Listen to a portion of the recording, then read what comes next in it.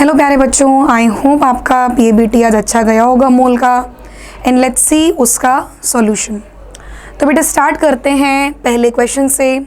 Haemoglobin content 0.34% iron by mass, यानी we have been given mass percentage of Fe to be 0.34. We have to find the number of Fe atoms in 3.3 gram of hemoglobin. तो बेटे मास percentage of Fe का मतलब क्या होता है? मास percentage of Fe का मतलब होगा हमारे पास mass of Fe divided by mass of haemoglobin, mass of haemoglobin into साथ में हमारे पास यहाँ पर हो जाएगा 100, राइट। सो अब mass percentage of Fe it is given to be 0.34। अब मास ऑफ Fe यहाँ से हम लोगों को ढूंढ लेना है। Let's assume this to be x। अब यहाँ पर मास ऑफ हीमोग्लोबिन हमें कितना दे रखा है? It is given to be 3.3 gram, और इसको हम मल्टीप्लाई कर देंगे 100 से। तो बेटे ध्यान रखो, यहाँ से अपने पास क्या आ जाएगा? We will get mass of Fe, isn't it? And mass of Fe से हम डिटर्मिन कर सकते हैं मोल्स ऑफ Fe। आपको पता होगा मोल्स कैसे डिटर्मिन करते हैं प्यारे बच्चों? सिंपल सा फॉर्मूला है मोल्स के लिए, गिवन मास अपॉन मोलर मास। ये अगर हमारा गिवन मास है तो हमारे मोल्स क्या हो जाएंगे? 0.34 into 3.3 upon 56 into 100। This is your moles of Fe। आपको बताने हैं कि कितने आयरन एटम्स हैं। तो बेटा number of Fe atoms is equal to what? Number of Fe atoms is equal to mole into Avogadro number. So इसको calculate करेंगे तो आपका आंसर आ जाएगा 1.21 इंटू 10⁻20। सिंपल मास परसेंटेज का कॉन्सेप्ट था जिसको आपको मोल के साथ मर्ज करके दिया गया है। नेक्स्ट क्वेश्चन की तरफ बढ़ते हैं। बेटा नेक्स्ट क्वेश्चन है आपके पास, a compound content 8.7% hydrogen and 74% carbon and 17.3% nitrogen. The molecular formula of the compound is. आपको गिवन कुछ एटॉमिक मासेस हैं, साथ के साथ आपको दे रखा है मोलर मास। आपको एक बात पता होनी चाहिए यहाँ पे कि जो मोलर मास अगर दे रखा हो ना, तो हमेशा चेक कर लेने का कि कहीं मोलर मास किसी और में सेटिस्फाई हो रहा है या नहीं सेटिस्फाई हो रहा। वैसे इस क्वेश्चन को आप ऐसे भी कर सकते हो कि आपको मास परसेंटेजेस दे रखे हैं। मास परसेंटेजेस किस किस के दे रखे हैं? You have been given mass percentage of H, you have been given mass percentage of C, you have been given mass percentage of N to be 8.7%, 74% and 17.3%, isn't it? लेकिन यहाँ पर एक चीज़ समझना, इस मास परसेंटेज से हम बता सकते हैं mass, the mass will turn out to be 8.7 gram, 74 gram and 17.3 gram. उसके बाद बेटे अपन क्या करते थे? हम ढूंढते थे यहाँ से मोल्स। मोल्स के लिए क्या करते थे? 8.7 by 1, 74 divided by what? 12 and 17.3 divide by what? 14। और बेटा मोल्स के बाद हम लोग क्या करते थे? We use to find simplest mole ratio. यहाँ तक तो सही है, लेकिन आप सिंपल भी देख सकते हो कि 162 आंसर आखिर आएगा किससे? तो बेटे 162 आंसर आ सकता है इस पर्टिकुलर ऑप्शन से। देखिए ज़रा इसको ध्यान से, 12 into 10 plus 14 plus 14 into 2 28, 120 plus 14 134। 134 में अगर आप 28 ऐड कर दोगे you will and up having 162 answer. Solve करने की जरूरत ही नहीं है आपको। तो बेटा आंसर आ जाएगा सीधे सीधे डी ऑप्शन। नेक्स्ट की तरफ चलते हैं। मान लीजिए x और y दो कंपाउंड्स बना रहे हैं। दो कंपाउंड्स हैं XY2 और X3Y2। अच्छा जी, XY2 और X3Y2। बेटे XY2 कंपाउंड जो है उसमें कहा हुआ है कि इसके 0.1 मोल का मास, 0.1 मोल XY2 has mass of 10 gram, right. और इसी के दूसरे कंपाउंड के 0.05 मोल का वजन है 9 ग्राम। आपको पूछा है x और y का इंडिविजुअल एटॉमिक वेट। तो बेटा सिंपल है, देखो इसको करने में बहुत लंबे स्टेप्स भी हो सकते हैं, लेकिन अगर इसे शॉर्ट में करना हो तो क्या करेंगे? 0.1 मोल का वजन 10 ग्राम। तो बेटा 1 मोल का वजन क्या हो जाएगा? 1 मोल XY2 will have a mass of 100 gram, right. Now if this mass is 100 ग्राम, तो हमें एक चीज समझनी होगी कि this 100 gram is actually the molar mass, this is actually the molar mass of what? XY2। अभी मोलर मास कैसे होता है? मोलर मास होता है सम ऑफ एटॉमिक मासेस से। तो बेटा ये जो 100 मास आया वो कैसे आया होगा? x का मास प्लस 2 टाइम y के मास से। अब आप सिंपल यहाँ पर ये भी कर सकते हो इंस्टेड और सॉल्व करने की बजाय कि x और y के ऐसे कौन से वैल्यूज़ हैं जो इस चीज़ को सेटिस्फाई कर रहे हैं। तो प्यारे बच्चों जरा x को 40 मान के देखो और y को 30 मान के देखो, आंसर सेटिस्फाई हो जाएगा। ज़्यादा सॉल्व करने की जरूरत आपको यहाँ पर नहीं है। Option number A would be the correct answer. आगे चलते हैं। 2 गैसेस का मिक्सचर दे रखा है और वजन ऑफ H2 रेशो वजन ऑफ O2 क्या दे रखा है? 1:4, राइट। आपको पूछी है मोलर रेशो। क्या पूछा आपको? Molar ratio. बेटा व्हाट इज मोल?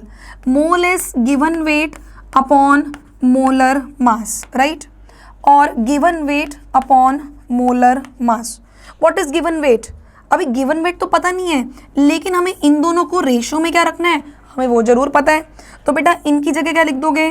1:4। दूसरा, मोलर मास ऑफ H2 कितना होता है बेटा? It is 2। What is molar mass of O2? This is 32।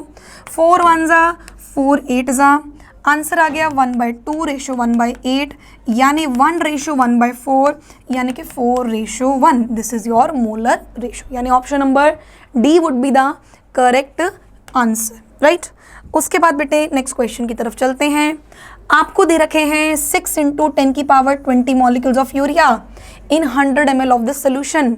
Concentration बतानी है आपको मोलैरिटी में। तो प्यारे बच्चों मोलैरिटी का फॉर्मूला क्या होता है?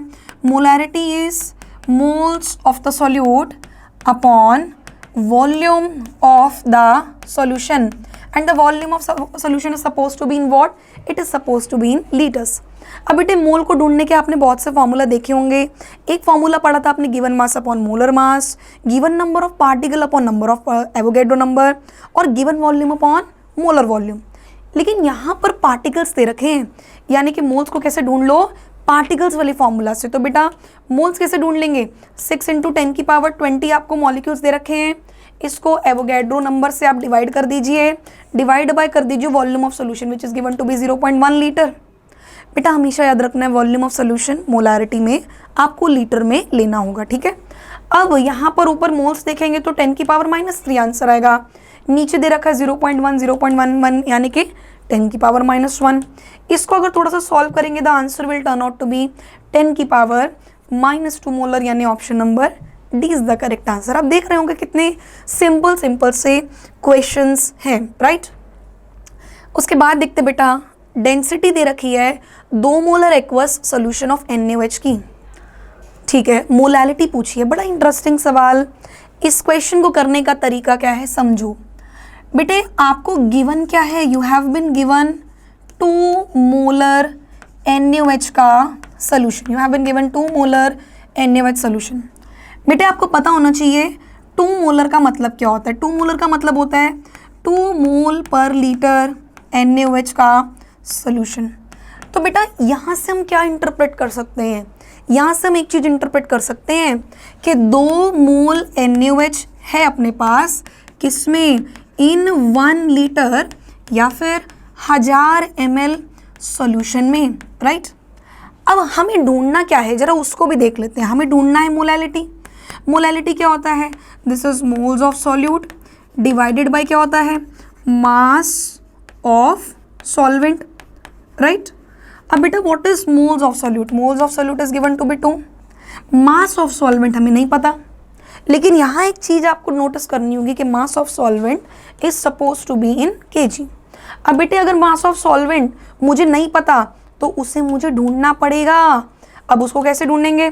सिंपल प्यारे बच्चों, mass of solution minus mass of solute करके फॉर्मूला लगा दीजिए।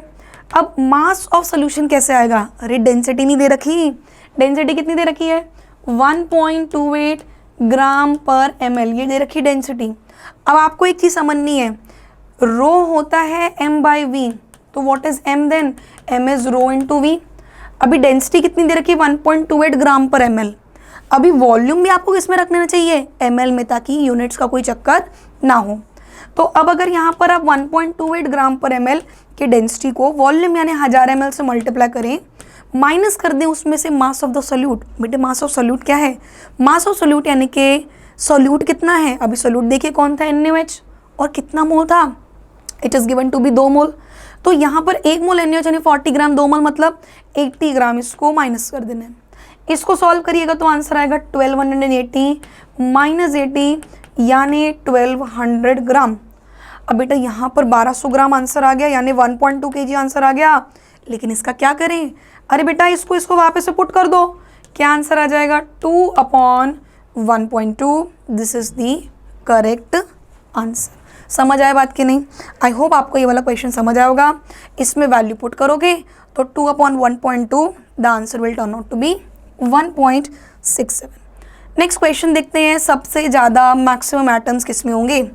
अभी बेटा देखिए सबका 1-1 ग्राम दे रखा है, तो बेटा नंबर ऑफ एटम्स क्या होगा? Number of atoms will be equal to mole into what? Avogadro number. अब एक चीज़ देखो, मोल क्या होता है? मोल होता है given weight upon molar mass into Avogadro number.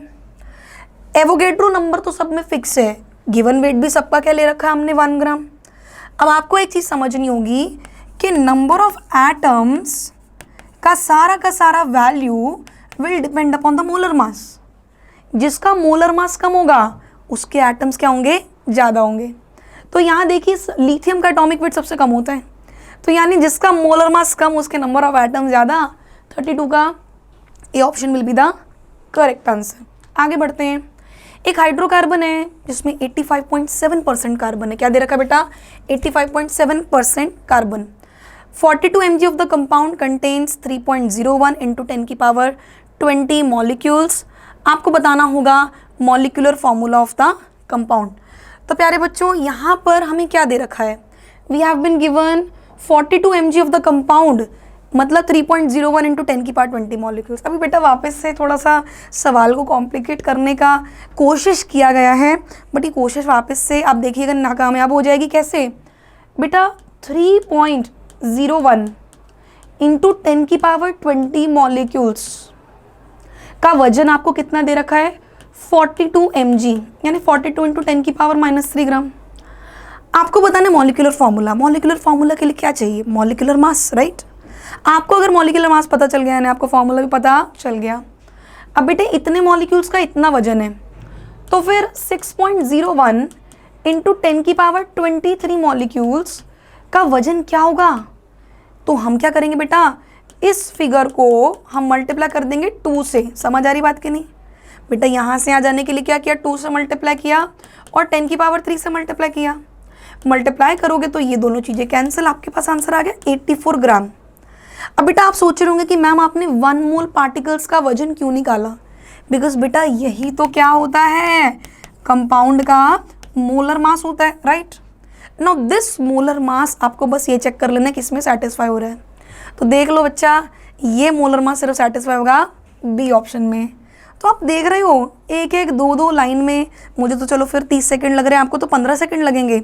एक एक दो दो लाइन में ये सवाल होने वाले हैं, सो इसमें इतना टेंशन लेने वाली बात नहीं है, ठीक है? तो क्वेश्चन का अप्रोच बेटा समझ आना चाहिए आपको। क्वेश्चन दिखाया गया है कि डरावना है, पर डरावना है नहीं। सो आंसर क्या आ जाएगा? 84 gram would be the correct answer. इसके बाद देखते हैं बेटा highest number of helium atoms किस में होंगे? बेटा 4U समझते हो? बेटा 4U माने हीलियम का एक एटम। बेटा हीलियम का एक एटम का वजन होता है 4 AMU, जिसे कभी कभी कई लोग 4U भी बोल देते हैं। तो बेटा यहाँ तो बस एक एटम की बात हो रही है। उसके बाद उन्होंने बोला है 4 gram of helium. 4 gram of helium का मतलब क्या? यहाँ से पहले मोल्स ढूंढ लो। 4/4 यानी कितने मोल हो गया? 1 मोल हीलियम। 1 मोल हीलियम मतलब Na, अपने पास एटम्स आ जाएंगे। उसके बाद यहाँ पर इतने लीटर दे रखा है, लेकिन सबसे पहले जरा 4 मोल हीलियम को देखो। 4 मोल हीलियम मतलब नंबर ऑफ हीलियम एटम्स कितना हो जाएगा? This will turn out to be what? This will turn out to be 4 into Na। अभी जो भी हो गया आपको आइडिया तो लग गया होगा, ये आंसर नहीं हो सकता, क्योंकि इसका मतलब हो गया 2.27 लीटर माने 0.1 मोल। तो प्यारे बच्चों क्या समझ आया हमें? हमें ये समझ आया कि जो डी ऑप्शन है उसमें मोल भी ज़्यादा और एटम्स भी ज़्यादा। मोल ज़्यादा होंगे तो ऑब्वियस ही बात है एटम्स भी ज़्यादा ही होंगे, तो D option would be the correct answer. Dalton's atomic theory could not explain which of the following law. तो बेटा डॉल्टन एटॉमिक थ्योरी में काफ़ी ज़्यादा बातें की गई थी कि एटम कैसा होता है, एटम किस तरीके से कंबाइन करता है, एटम कंपाउंड बनाता है, एटम रिएक्शन ऐसे करेगा कि law of conservation of mass follow. मगर गैशियस लॉ या गैशियस वॉल्यूम्स की बातें डाल्टन ने नहीं की थी, बल्कि it was discussed in Gay-Lussac's law of gaseous volume, right. So we must remember that ये वाला बातें तो बिल्कुल भी डाल्टन ने नहीं किया था, तो ये डाल्टन एटॉमिक थ्योरी से संबंधित नहीं हो सकता। तो fourth can't be the correct answer, तो डी ऑप्शन अपना हो गया सही जवाब, राइट। उसके बाद नेक्स्ट क्वेश्चन की तरफ चलते हैं। गिवन द नंबर्स, कितने सिग्निफिकेंट फिगर्स होंगे। बच्चा आपको एक चीज़ पता होगी कि सब नॉन ज़ीरो फिगर्स सिग्निफिकेंट होते हैं, आगे की तरफ आने वाले जीरो सिग्निफिकेंट नहीं होते, पीछे की तरफ आने वाले जीरो सिग्निफिकेंट होते। सिंपल फिजिक्स में पढ़ा, केमिस्ट्री में पढ़ा। तो बेटे ऑब्वियस सी बात है, इसके अंदर कितने सिग्निफिकेंट फिगर होंगे 3, इसमें कितने सिग्निफिकेंट फिगर होंगे 3, इसमें भी कितने सिग्निफिकेंट फिगर होंगे 3। तो आंसर वुड बी 3, 3 एंड 3। बाद में देखते बेटा, a sample of pure CO2 irrespective of its source contain 27.27% carbon and 72.73% oxygen, this data support. बेटा ये जो बातें थी कि किसी भी कंपाउंड में सोर्स कुछ भी हो, मास परसेंटेज सेम रहेगी, ये बात किसने करी थी। ये बात हुई थी लॉ ऑफ कांस्टेंट कॉम्पोजिशन में या फिर लॉ ऑफ डेफिनेट प्रोपोर्शन में, याद रखिएगा इस बात को। So A option would be the correct answer. अभी बात करेंगे नेक्स्ट क्वेश्चन की। देखो कितना सिंपल सा पेपर है, फटाफट पेपर हुए जा रहा है, right. Boron has 2 stable isotopes और 2 आइसोटोप्स दे रखे हैं। एटॉमिक मास बताना है आपको, जो कि पीरियोडिक टेबल में नजर आएगा।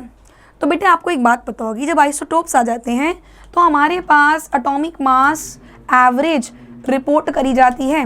आपको पता होगा एवरेज एटॉमिक मास का formula, relative abundance of the first isotope into molar mass plus relative abundance of the second isotope into molar mass upon में 100।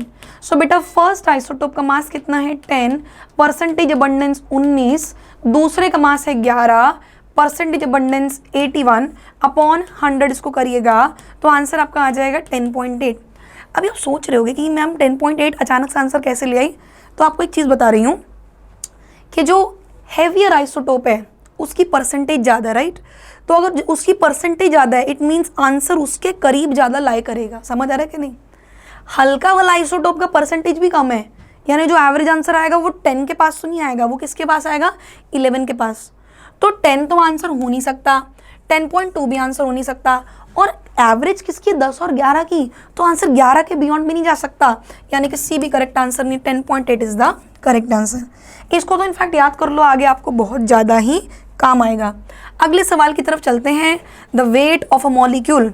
बेटे एक मॉलिक्यूल का वजन क्या होगा। पहली बात आपको बताना होगा C60 H122 का मॉलिक्यूलर मास क्या है। तो बेटा इसका मॉलिक्यूलर मास यानी मास ऑफ वन मॉलिक्यूल क्या है। तो बेटे मास ऑफ वन मॉलिक्यूल हम कैसे कैलकुलेट करते हैं, जस्ट आपको एटॉमिक मासेज याद रखने। जैसे कार्बन होता है उसको क्या लेते हैं 12 इंटू 60 प्लस 1 इंटू 122।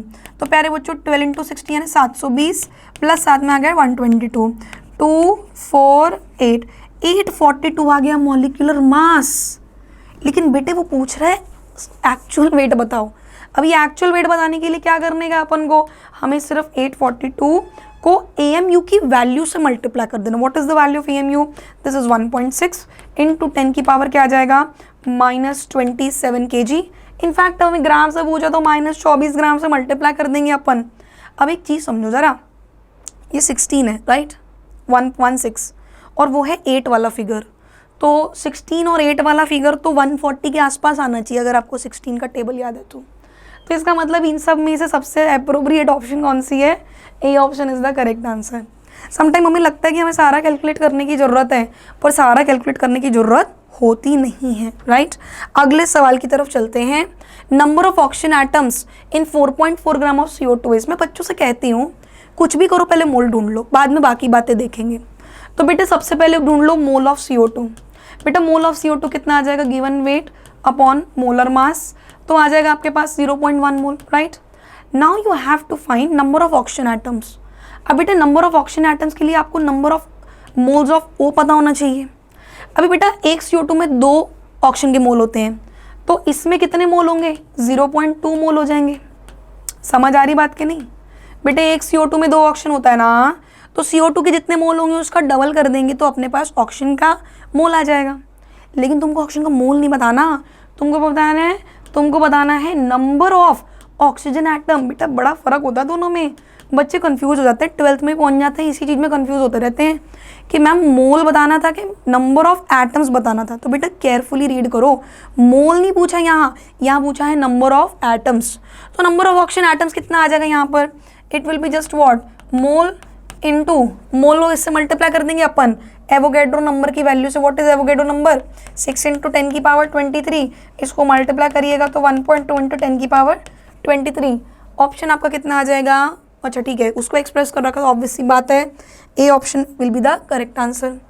41 क्वेश्चन देखते हैं बेटा, बड़ा अच्छा सवाल है, बहुत ही बढ़िया सवाल है, सिंपल क्वेश्चन एकदम। मोलैरिटी पूछी है लिक्विड HCl की, ढंग से पढ़ो। Liquid HCl means it's a pure solvent, right. बेटा जब भी आपको किसी प्योर लिक्विड की मोलैरिटी पूछी जाए तो एक फॉर्मूला याद रखोगे आप, मोलैरिटी ऑफ प्योर लिक्विड्स के लिए आप एक फॉर्मूला हमेशा याद रखोगे। सबसे पहले तो आपको ऊपर लिखना है density of that pure liquid, वो भी किस में, ग्राम पर लीटर में, और आपको उस चीज को डिवाइड कर देना है molar mass of that particular liquid, और मोलर मास का यूनिट क्या होता है, ग्राम पर मोल। अभी कई बच्चे कंफ्यूज हो गए होंगे, मैडम ऐसा फॉर्मूला तो मतलब कैसे ही अपन समझें। तो प्यारे बच्चों एक चीज़ समझो, मोलैरिटी का यूनिट क्या होता है, मोलैरिटी का यूनिट होता है अपने पास मोल पर लीटर। अभी मोल पर लीटर बनाने को मैंने फॉर्मूला ऐसा लिखा है, अभी इस फॉर्मूला को ढंग से देखो तो ग्राम से ग्राम तो कैंसिल हो जाएगा, पर मोल ऊपर जाके मोल बन जाएगा, यानी ये फॉर्मूला मोलैरिटी का सही है। तो इसको कब लगाना है, प्योर लिक्विड्स, प्योर सॉल्वेंट्स के लिए लगाना है। अभी बेटे डेंसिटी कितनी दे रखी है, the density is given to be 1.17 gram per ml, CC माने सेंटीमीटर क्यूब मतलब ml, लेकिन इसको तो ग्राम पर लीटर में लिखना। 1 ml में अगर इतना ग्राम है तो फिर अपने पास इतना ग्राम होगा इन 1 लीटर। समझ रहे कि नहीं, फिजिक्स में यूनिट कन्वर्जन आपने पढ़ा होगा। अब बेटे यहाँ पर इस वैल्यू को 1170 पुट करो। मोलर मास कितना होता है भाई HCl का, इट इज़ 36.5। अभी इसको डिवाइड कर दो, मुझे तो लगता है इसका आंसर सबसे अप्रोप्रिएट आएगा 32 जितना इसका आंसर आ सकता है, राइट। 36 तो नहीं होगा, 36 × 18 भी नहीं होगा, फिगर थोड़ा बड़ा है, तो this will be your correct answer, right. उसके बाद आगे बढ़ते हैं 42 क्वेश्चन पे। Haemoglobin contain 0.33% of iron. बेटा ये सवाल बड़ी बार आया है, नीट वाले बच्चों को तो याद ही रहता है यहाँ पे कि मैम यहाँ हीमोग्लोबिन में 4 आयरन एटम्स होते हैं, मगर आपको नहीं भी याद तो अपन इसको सॉल्व करना सीख लेते हैं। बेटा हीमोग्लोबिन का मोलर मास होता है 67200, काफ़ी बड़ा मॉलिक्यूल है, काफ़ी बड़ा प्रोटीन है, इसका मोलर मास काफ़ी ज़्यादा होता है। अभी आपको बताना है कि इस एक हीमोग्लोबिन के मॉलिक्यूल में नंबर ऑफ Fe एटम्स कितने होंगे। तो अब मेरी बात सुनिए, हीमोग्लोबिन में क्या दे रखा है, मास परसेंटेज दे रखा है Fe का। मास परसेंटेज का मतलब क्या होता है, mass percentage means mass of Fe upon mass of haemoglobin into क्या हो गया 100। अच्छा हमें बताना है एक हीमोग्लोबिन में कितने हैं, तो अपन यहाँ लिख देंगे मास ऑफ 1 हीमोग्लोबिन मॉलिक्यूल। अभी मुझे एक बताइए मास परसेंटेज कितना दे रखा है 0.33, मास ऑफ 1 हीमोग्लोबिन मॉलिक्यूल कितना दे रखा है 67200 इंटू 100। अब बेटा you have to find what, you have to find number of Fe atoms. अच्छा अगर एक Fe होता तो वजन कितना होता 56, लेकिन मुझे तो नंबर ऑफ Fe पता ही नहीं है, तो मैं इमेजिन कर लूँगी कि मेरे पास x Fe एटम्स है, तो मास ऑफ Fe कितना हो जाएगा x इंटू 56। तो यहाँ से अपने पास क्या आ गया, x की वैल्यू आ गई, x turns out to be 0.33 into 67200 upon में 56 into 100। This is the answer for number of Fe atoms. And trust me ये आंसर 4 ही आएगा, मैं इसको काफ़ी बार सॉल्व कर चुकी हूँ, आपने भी सॉल्व किया होगा मॉडल में। The answer will turn out to be 4। बात करते हैं नेक्स्ट क्वेश्चन की, what is the normality of an H3PO4। अरे बाप रे, H3PO4 का N फैक्टर आपने सुना होगा, दिस इज 3। तो नॉर्मैलिटी क्या होती है? नॉर्मैलिटी सिंपली मोलैरिटी जो दे रखी है, कितनी दे रखी है भाई? 1 इंटू सिंपली n फैक्टर, तो मोलैरिटी कितना आंसर आ जाएगा? It will turn out to be 3 normal. Option number D. Next चलते हैं क्वेश्चन नंबर 44 पे। 10 की power 20 molecules are removed from 200 mg of CO2। अच्छा, थोड़ा सा कॉम्प्लिकेटेड लग रहा है नहीं? 10 की power 21 molecules are removed from 200 mg of CO2, then the number of moles of CO2 left are। बेटे आपसे पूछा है मोल्स लेफ्ट, इसका मतलब आपको दोनों चीज़ों को मोल्स में कन्वर्ट करना पड़ेगा। अब बेटे मोल्स लेफ्ट कैसे बताओगे? 200 mg CO2 में से क्या माइनस कर दिया? 10 की पावर 21 मॉलिक्यूल्स माइनस कर दिया। मेरी बात सुनो ढंग से, ये जो वजन दे रखा ना, इसके मोल्स बताओ क्या होंगे? ये वजन हो गया, ये क्या हो गया? Molar mass. तो ये चीज क्या बन गई? मोल। अभी ये तो 10 की पावर 21 मॉलिक्यूल्स हैं, इसको एवोगैड्रो नंबर से क्या कर दोगे? डिवाइड कर दोगे। ये चीज भी क्या बन गई? मोल। अब आपको क्या करना है? जस्ट इस चीज को सॉल्व करना है। You will and up having a 2.85 वाला आंसर। अच्छा, एक और बात मैं आपको बताना चाहूंगी, यहाँ पर ना मोल्स लेफ्ट बोला है, मोल्स लेफ्ट। मोल्स लेफ्ट बोला है मतलब दोनों को मोल्स में कन्वर्ट कर लो। अगर ये क्वेश्चन मास लेफ्ट पे होता तो आपको दोनों चीज़ों को मास में कन्वर्ट करना था। आपने तो ये फिजिक्स में पढ़ा होगा ना, मास में से मास माइनस हो सकता है, मोल में से मोल माइनस हो सकता है, राइट? मॉलिक्यूल में से मॉलिक्यूल माइनस हो सकता है। तो अपन ने यहाँ दोनों को मोल्स में क्यों कन्वर्ट किया? बिकॉज हमें मोल्स पूछे हैं बचे हुए, राइट? सो इसको सॉल्व कर लेना बेटा, सिंपल कैलकुलेशंस हैं, इतना लंबा कैलकुलेशन में नहीं जाएगा। मोर ओवर आपको कैलकुलेट करते करते आइडिया हो जाएगा कि सिंगल डिजिट में अपना आंसर आएगा। उसके बाद बेटा question number 45, total number of valence electron पूछे हैं इन 4.2 gram of N3 minus ion, right? अब आपको एक चीज़ समझनी होगी कि वैलेंस इलेक्ट्रॉन्स कितने होते हैं यहाँ पर, राइट? सो ऑल राइट, तो N3 माइनस में सबसे पहले वजन कितना दे रखा है इसका? इट्स वजन इज गिवन टू बी 4.2 ग्राम। सबसे पहले तो इसके मोल्स ढूंढ लो, मोल्स ऑफ N3 माइनस। अब बेटा मोल्स ऑफ N3 माइनस क्या होगा यहाँ पर? Moles of N3 minus will be 4.2 gram upon N3 का मोलर मास कितना होगा? 3 नाइट्रोजन है तो कितना हो जाएगा? 42 is going to be the correct answer. तो अभी 42 ग्राम पर इसको मोल से डिवाइड करोगे तो अपने पास आंसर आ जाएगा 0.1 मोल, राइट? अब आपको बोला है वैलेंस इलेक्ट्रॉन्स। अभी बेटा एटम की वैलेंस इलेक्ट्रॉन तो अपन बता लेते हैं, लेकिन कभी किसी मॉलिक्यूल की वैलेंस इलेक्ट्रॉन बताने हो तो क्या करना है? अरे कोई दिक्कत नहीं है, बस एटम्स के वैलेंस इलेक्ट्रॉन को ऐड कर दो। अब बेटा number of valence electrons, number of valence electrons in N3 minus will be what? बेटा नाइट्रोजन के वैलेंस में कितने इलेक्ट्रॉन होते हैं आपको पता होगा। नाइट्रोजन का एटॉमिक नंबर 7 है, तो 5, दूसरे नाइट्रोजन में भी 5 प्लस 5, लेकिन ऊपर एक माइनस दे रखा तो आंसर कितना हो गया? 1। यानी कि अपने पास आंसर क्या आ जाएगा? एक N3 माइनस में कितने वैलेंस इलेक्ट्रॉन? 16 valence electron. तो फिर number of valence electron, number of valence electron in 0.1, just a minute, 0.1 mole N3 minus कितना हो जाएगा? It will be equal to what? Just आपको 16 को मल्टीप्लाई करना होगा 0.1 से और फिर उसको फर्दर मल्टीप्लाई करना होगा Na से। ये चीज़ क्या बन जाएगी? This turns out to be 1.6 into Na की वैल्यू पुट करने की जरूरत नहीं है, Na बाहर ही दे रखा है। A option is the correct answer. तो देखो कैलकुलेट भी पूरा नहीं करना पड़ रहा, बीच में पता लग जा रहा है कि आंसर क्या है।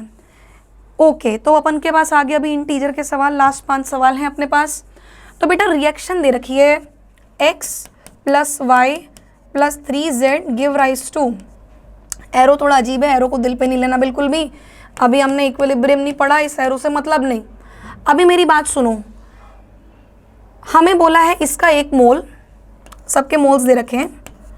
If 1 mole of each of x and y react with 0.05 mole of Z to give a compound XYZ3, तो आपको बताना होगा the yield of the reaction would be, right?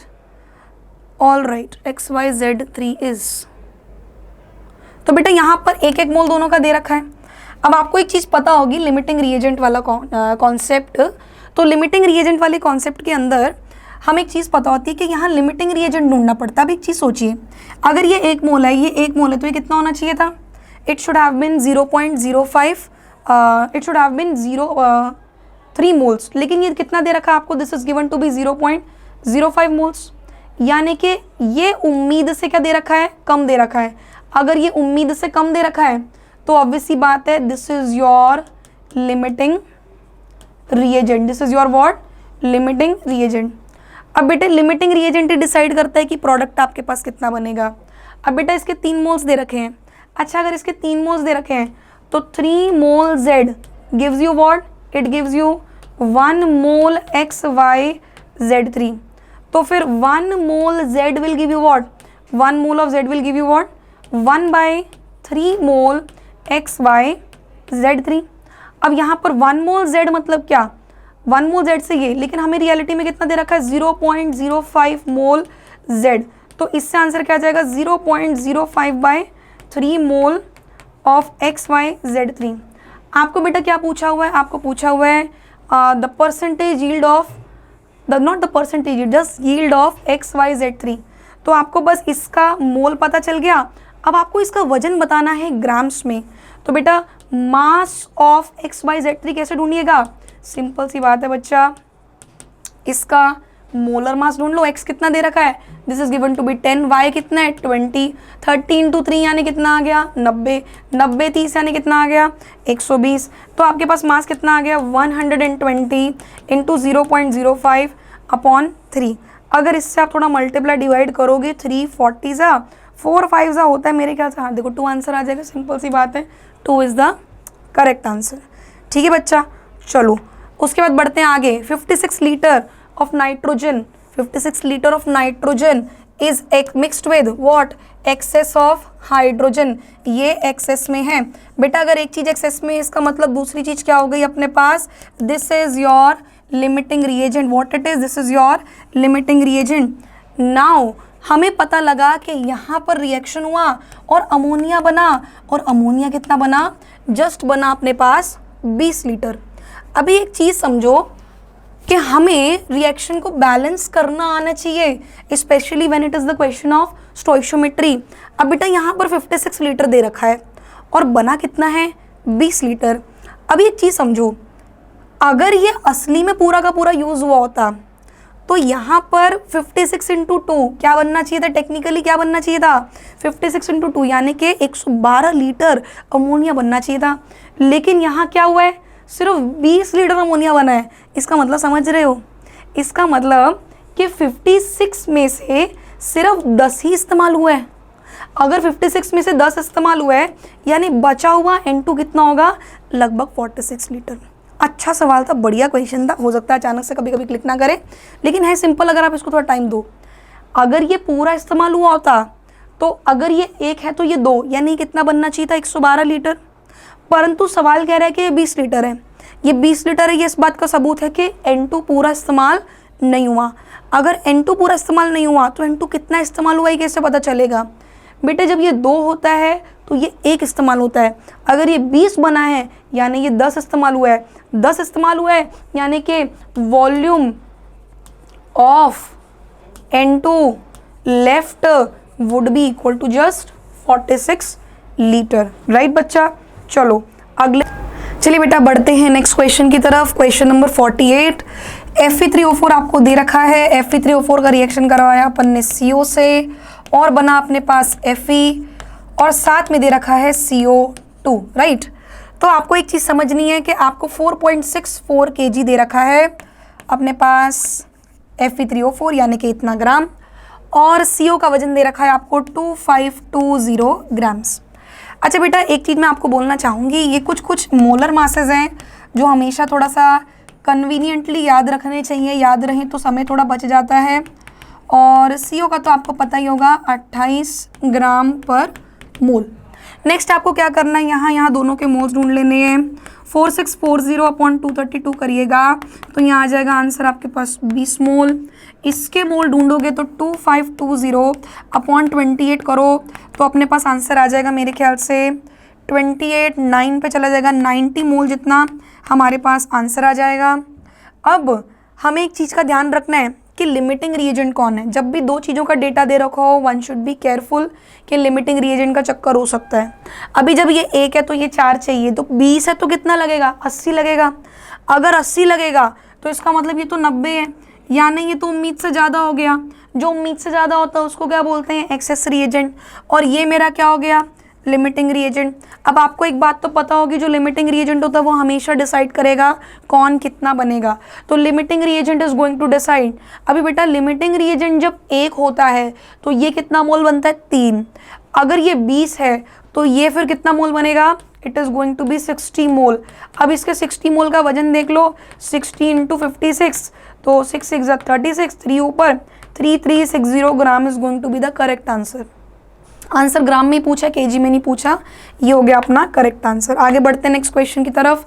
The moles of methane required to produce 81 gram of water after complete combustion is.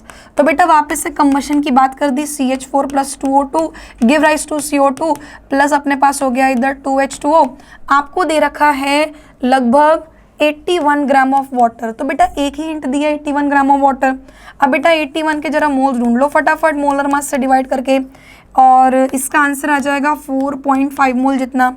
अब बेटा आपको correlate करना आना चाहिए। अगर ये 2 मोल है तो फिर ये 1 मोल रहा होगा। अगर ये 4.5 मोल है तो ये कितना रहा होगा, 4.5 का हाफ यानी कि 2.25 मोल रहा होगा। अब बेटा इसको एक्सप्रेस करना है इस प्रकार से 225 इंटू 10 की पावर -2, ताकि अपन इस आंसर को रिपोर्ट कर सके। तो आंसर कितना आ जाएगा, 225 would be the correct answer. आगे बढ़ते नेक्स्ट क्वेश्चन में। CNG is an important transportation fuel when 100 gram CNG is mixed with O2 तो it leads to the formation of CO2 and water. अब आपको बताना है कि यहाँ पर अमाउंट ऑफ CO2 कितना बनेगा, परंतु ग्राम्स में। वंस अगेन आपके पास CNG बोला है बेटा, CNG अपने पास मीथेन ही होता है, तो बन जाएगा यहाँ पर CO2, साथ में बन जाएगा 2 मोल्स ऑफ वाटर। अब बेटा मीथेन कितना दे रखा है, the methane is given to be 100 gram, और O2 कितना दे रखा है, O2 is given to be 208 gram. Once again मैं आपको एक रिक्वेस्ट करना चाहूँगी, जब भी दो चीज़ों का डेटा दे रखा हो तो दो चीज़ों के डेटा के समय पे आपको LR ER जरूर चेक करना है। तो यहाँ क्या कर लेते हैं, जरा हम 100 को डिवाइड कर लेते हैं 16 से, और यहाँ 208 दे रखा है तो 208 को डिवाइड कर लेते हैं अपन 32 से। बेटा यहाँ पर अगर आप सॉल्व करोगे तो 16 यहाँ आ जाएगा 6.25 जितना कुछ आ जाएगा, और इधर आ जाएगा 6.5 जितना आंसर। अब LR ER कौन है बेटा, जब ये 1 होता है तो ये क्या होता है 2, यानी अगर ये 6.25 है तो इसको कायदे से कितना होना चाहिए था, 2 इंटू 6.25, राइट। तो हमें समझ आ गया कि ये चीज़ तो उम्मीद से कम दे रखी है, यानी this thing is what, this thing is limiting reagent. अच्छा, अब अगर ये लिमिटिंग रिएजेंट है तो यही डिसाइड करेगा कि अपने पास जो CO2 है वो कितना बनेगा। अभी बेटा देखो, जब ये 2 मोल होता है तो ये कितना बनता है, 1 मोल। अब अगर ये 6.5 मोल है तो ये कितना बनेगा, 6.5 का भी हाफ, 6.5 का हाफ यानी कि 3.25 मोल्स बनेगा। कुछ नहीं करना, हमें तो चाहिए मास ऑफ CO2, तो मास ऑफ CO2 कितना आ जाएगा, 3.25 into what is the molar mass, this is 44। Multiply करोगे बच्चा तो इसको सॉल्व करके आपका आंसर आ जाएगा 143 ग्राम। एक यही क्वेश्चन था जिसमें थोड़ा कैलकुलेशन ज़्यादा था, बाकी तो पूरा पेपर इजी था। आई होप आपको सोल्यूशन समझ आया होगा। आप इसको अच्छे से देखना, मिस्टेक्स को एनालाइज करना। तब तक के लिए हैप्पी लर्निंग, थैंक यू।